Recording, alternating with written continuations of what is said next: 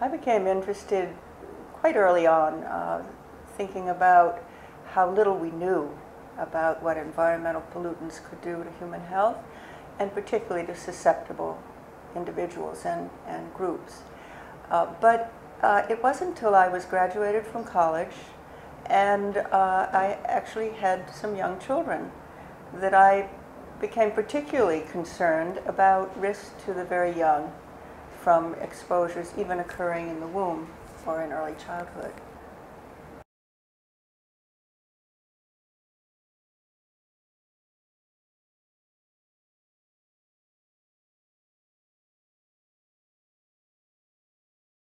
So it was, let's see, what year was it?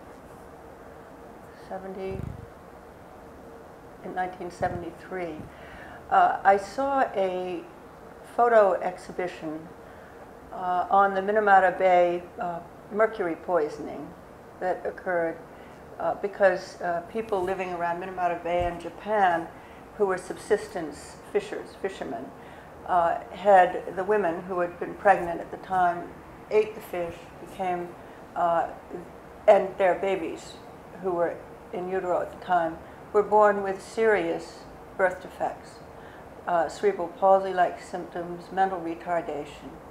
And this, this photo essay was breathtaking in terms of how horrific the effects of this exposure could be. The mothers were not affected at the doses, even at these high exposure levels, but the fetus was. And that really triggered my concern.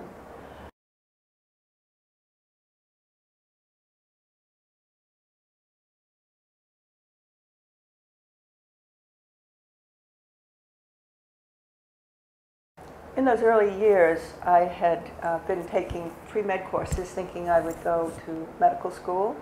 And then I think after a good deal of thought and seeing this photo exhibition and other readings by Renee DuBose, Barbara Ward of the book One Earth, and other experiences, I decided I could do more if I had a degree in environmental health sciences and public health.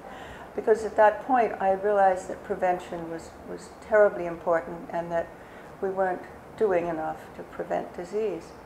So I came to the School of Public Health here at Columbia, got a master's degree, worked for a while in public interest, and then I came back for a doctorate. And at the time, I had already written co-authored a book on the effects of air pollution on human health, particulate air pollution, on human health and on the natural environment, including acid rain, and had become very frustrated during that experience by the lack of information on human health effects. The fact that researchers were relying on area-wide monitoring data, very sparse. They were trying to connect those types of data to deaths or serious disease incidents. And it was all very vague and at an ecological level. And I was interested in learning more about individual level effects and subgroup effects. And when I came back to do my doctoral work, I was lucky enough to hook up with a mentor, Dr. Bernard Weinstein, who was a molecular biologist and physician here at Columbia.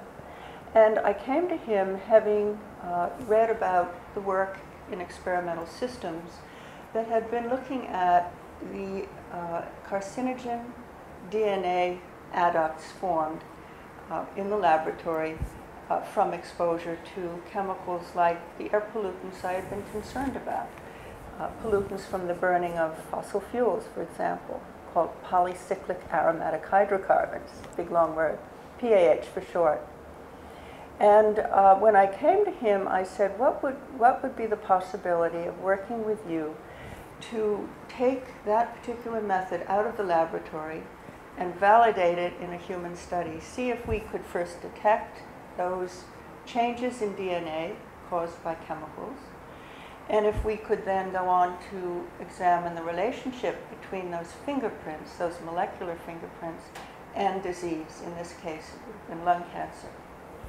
And to my surprise, this molecular biologist, not epidemiologist, said, "I'm game," and he became my advisor.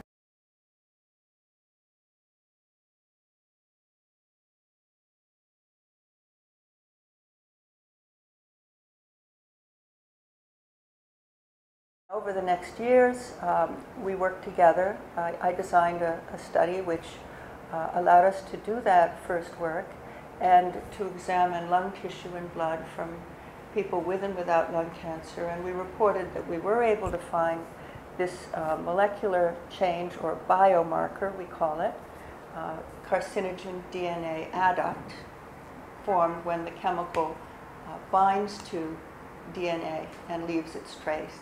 And that binding product can cause mutations, and ultimately down the road, certain things happen, cancer. And we were also able to show that there was a suggested link between the levels of that biomarker and cancer risk. So that was the first study of its type that had been done.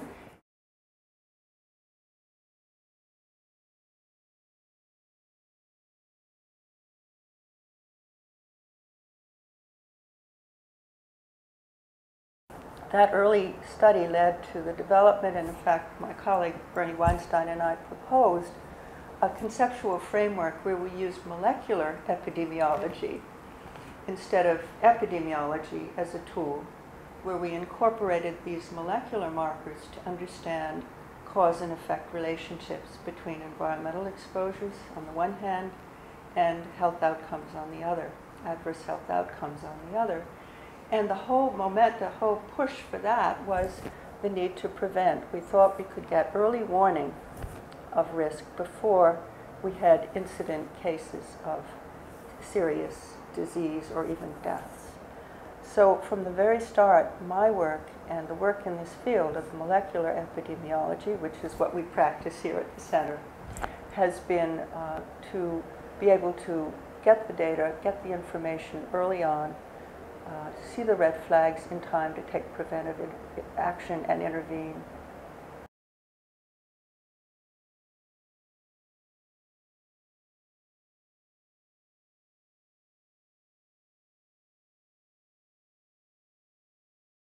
I went on with various colleagues and with Dr. Weinstein to further examine, validate that approach in worker populations and smokers, non-smokers, and then gradually got younger and younger in terms of my focus, looking at risks to preschool-aged children, for example, of secondhand smoke exposure. And then ultimately, as I was becoming aware that when we looked for a control tissue and analyzed some of the samples from, say, placental tissue or blood from the umbilical cord, we did find that there were often fairly high levels of this kind of damage, molecular damage, which should not have been there, right? Because we think of the fetus as in a pristine environment, protected from the world. So at that point, I realized that my focus should be on this particular stage of development, the fetal stage, where in fact, it was apparent that many chemicals were able to cross the placenta and reach the fetus, and that there was more and more evidence that there was greater susceptibility during this early stage, because the fetus, unlike the adult, doesn't have the immune defenses, doesn't have the DNA repair systems up and running, can't detoxify and clear chemicals the way adults do.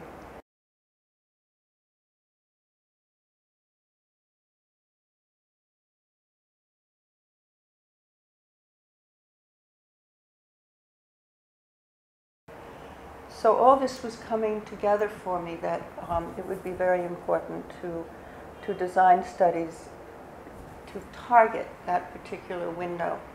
And I've been doing that for many years now, First with studies in Poland, because that was a heavy coal-burning region and the air pollution levels were extraordinarily high.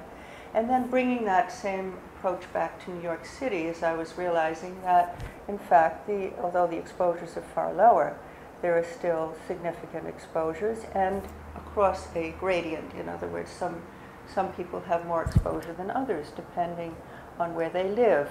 And it turns out that across the country, as well as in this city, the underserved inner city communities tend to have more exposure to air pollutants and to other contaminants because of the ability to, or the lack of ability to oppose siting of polluting sources and the lack of information on the risks from, say, pesticides and other chemicals.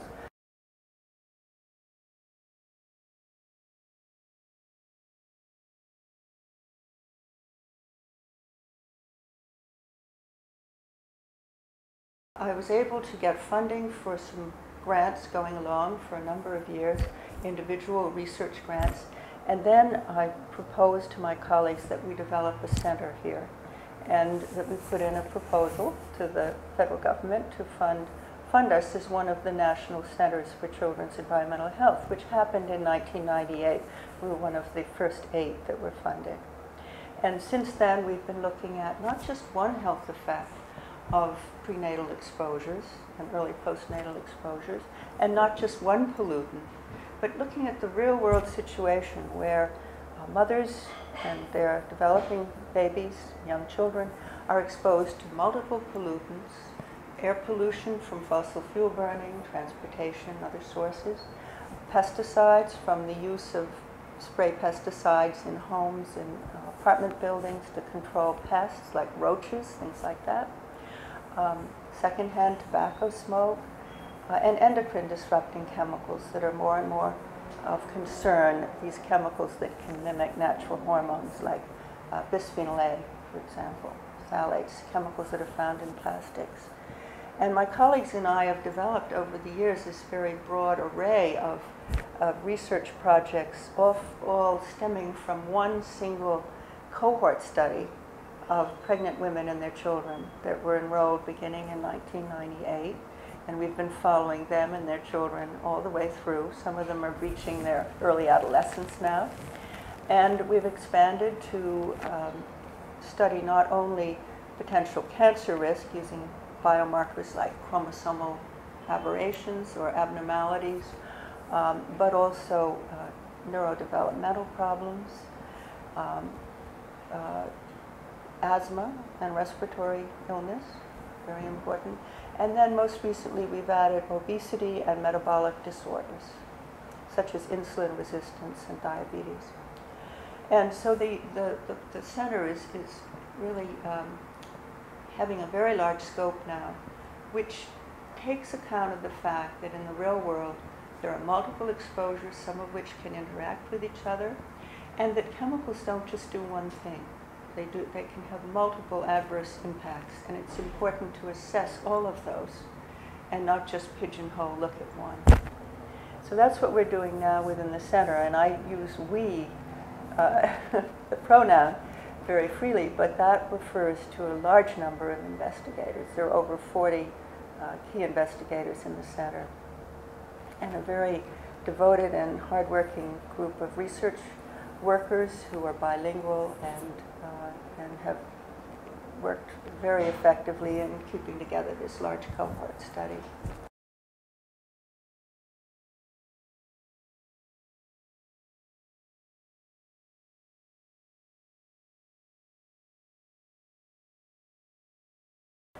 Well, we have used this approach, molecular epidemiology, which combines measuring biomarkers in, say, umbilical cord blood or urine or other biological samples, and pairing those measures, direct measures of exposure, chemical pollutant exposure, the damage that the exposures have done to targets like DNA or the chromosomes or the immune system, and also biomarkers that indicate susceptibility due to genetic or nutritional factors.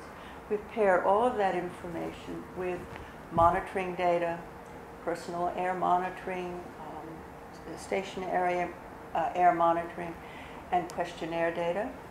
And then on the other side, with respect to the outcomes, we've looked, of course, we've combined all of this with the clinical evaluations of the babies from birth on. How well are they doing in terms of neurodevelopment? How's their respiratory health? Do they have asthma or not? Are they overweight or obese? Are there metabolic problems? And so forth. So we put all this together in our study, following these over 700 mothers and over 700 babies in New York.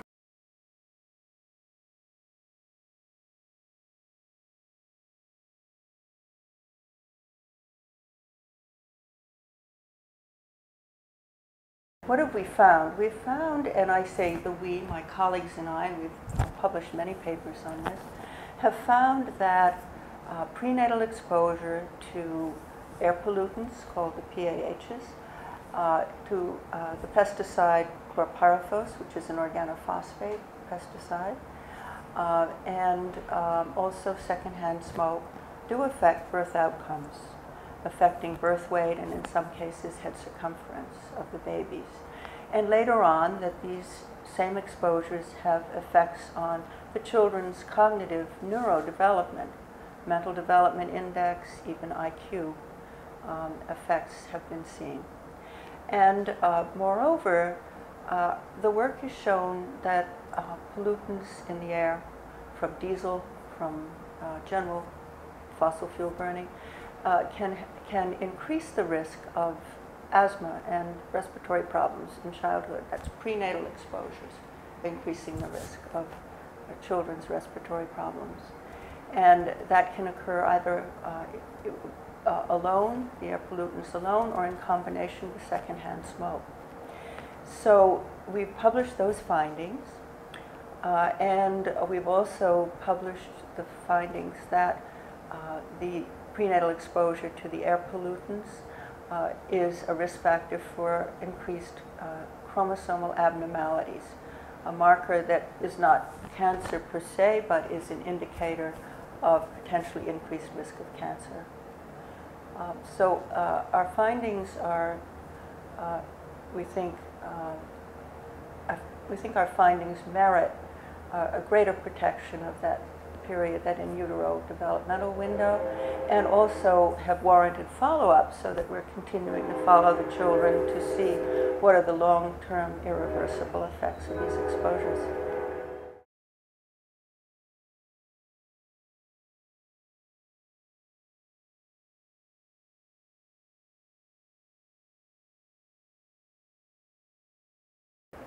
And one of the favorite studies that I'm doing within the center with my colleagues is studies in China where we were able to show recently that when a power plant, coal-fired power plant, was shut down, we saw direct benefits in terms of the children's birth outcomes and their neurodevelopmental outcomes at age 2. And we compared the group of babies who were conceived and born after the plant shut down with a similar group who were conceived and born while the plant was operating. We were able to show a significant benefit. That's a kind of study we like to do because we think that kind of positive feedback to policymakers can be very helpful.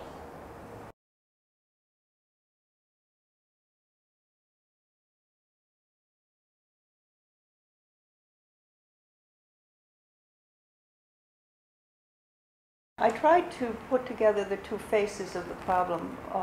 Most generally, people talk about the effects of toxic chemicals from fossil fuel burning. Then they talk about the effects of climate change. And sometimes they talk about the special susceptibility of the young and children being most at risk. But never the twain generally do meet. And I thought it was important to put them together so that when we're thinking of the costs of climate change, we really think in a more holistic way. So the young child and developing fetus are not just more sensitive to the toxic chemicals that they're exposed to via their mothers breathing in or other or being exposed through other routes. But they are also more apt to bear the brunt of the predicted effects of global warming, including heat, strokes, flooding, malnutrition. This greater spread of infectious disease and malaria has been singled out as one of great concern. And these effects are just some of the many that are predicted from climate change. Trauma is another. And because of their lack of biological defenses and their very young age, making them more susceptible in other ways, psychological susceptibility. So we have to consider that they will bear the greatest burden. Not that they're the only ones. I think the elderly also would be at greatest risk, but certainly the very young would bear the brunt.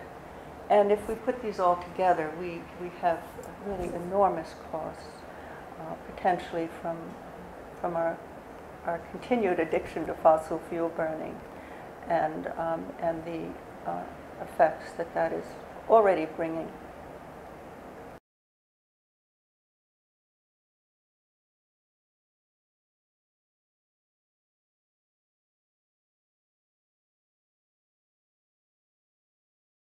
Oh, well, certainly I would like to see some regulations enacted. I was very disappointed that the climate bill has been tabled and that we've lost that momentum to do what should have been done long ago, which was to control CO2 emissions and develop a really sound energy policy that looks to the future, clean energy, and with all the benefits that would bring.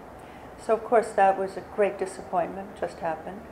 I would also like to see reform of toxic chemical legislation, because we have not had in this country a preventive approach in the sense of requirements for testing, thorough testing of chemicals before they are produced and released to the environment, often in large quantities.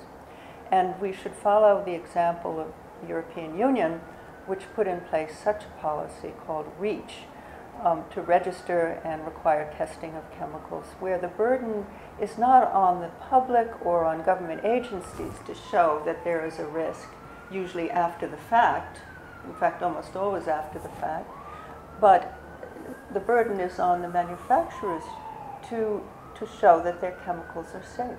If there's any word that I treasure more than any other, it is prevention and the need to prevent disease.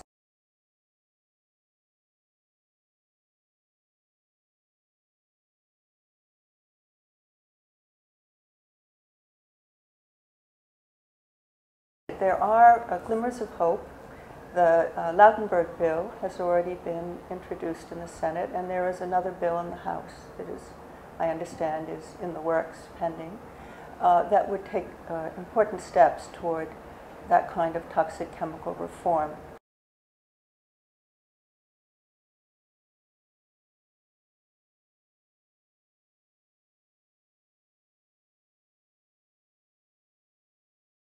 I think the problem has been on both sides. I think we have, as scientists, not been good communicators, not been clear and told stories clearly about what it is we've found and what the meaning is.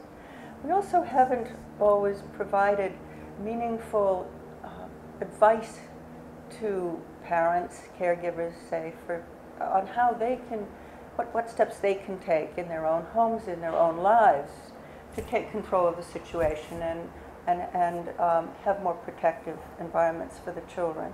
In other words, avoid the use of toxic chemicals in the home, certainly avoid smoking in the home, prevent that from happening, ensure that children have healthy diets and so forth. We need to give out that information in a very clear and helpful way. And we do that in our newsletters, which are bilingual, Spanish and in English, which are and also with magnets for refrigerators and other informational forms that the mothers and families in our study appreciate. They say they've been very useful to them, and we also are sending those to our community partners for dissemination through their various avenues. We also disseminate the information on our website. So we're doing our best to get that information out, but also to get out the information about some of the involuntary exposures that we have seen effects of, including air pollutants, which require policymakers to take steps.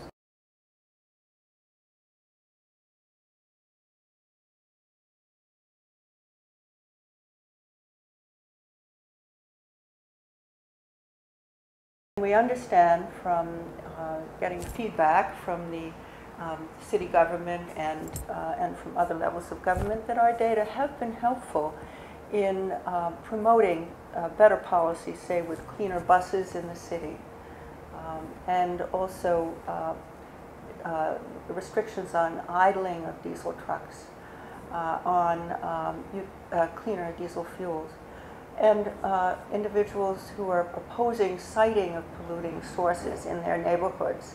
And we've worked very closely with West Harlem Environmental Action. They're our lead partner, community partner on this.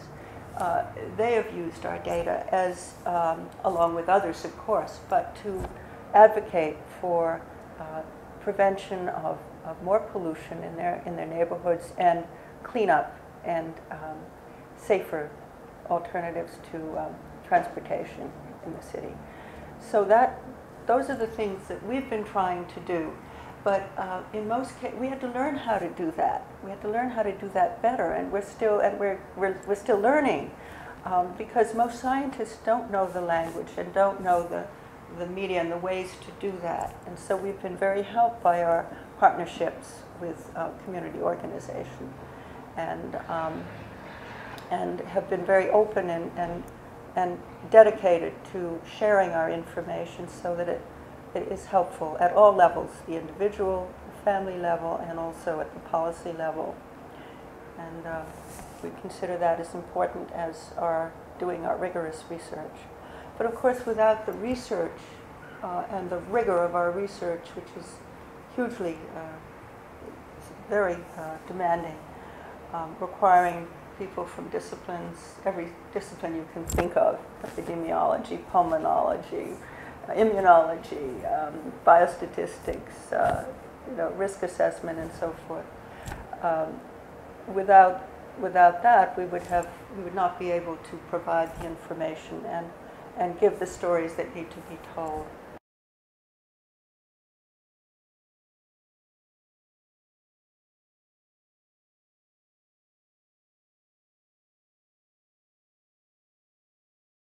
The problem is with the way that the public is getting information.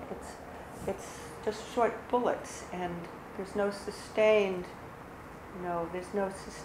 flow of information that would help them to understand the importance of the problem and to know what they could do about it and to become engaged.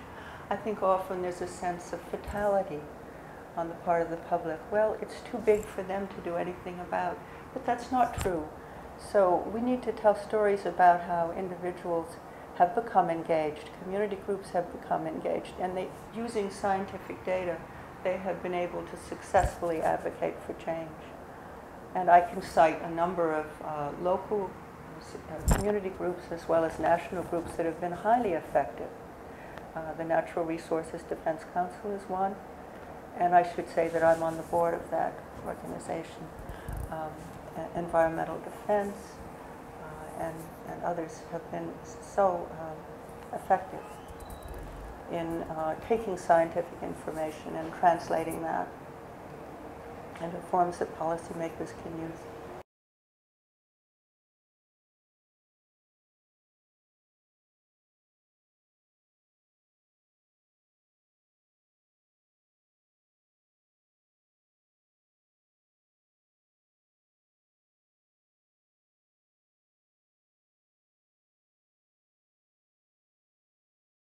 Bernie Weinstein had the most influence. He became my advisor and mentor during my doctoral studies, and we remained close colleagues up until the time of his death several years ago.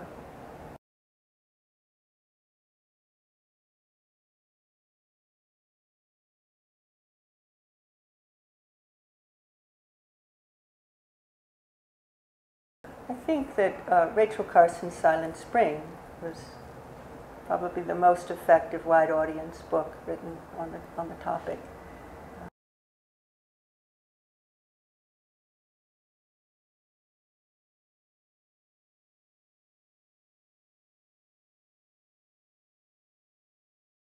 Well, there's a book that's really in between. It's based on scholarly research, but it's also written for a wide distribution, so it's scholarly, popular, called Our Stolen Future, about the concern about the risks of endocrine disrupting chemicals. And that was written by Theo Colborn and Pete Myers.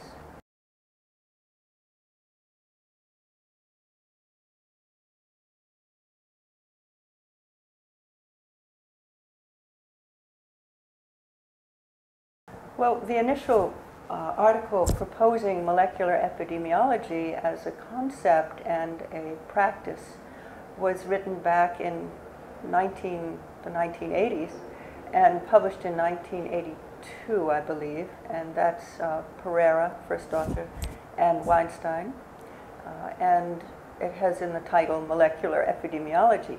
Now that's a bit turgid and maybe not so accessible to many readers, or maybe not of such great interest. A more recent paper that reported on the relationship between airborne pollutants, PAH, and child IQ was published in Pediatrics 2 years ago, and I might refer them to that. I'm the first author.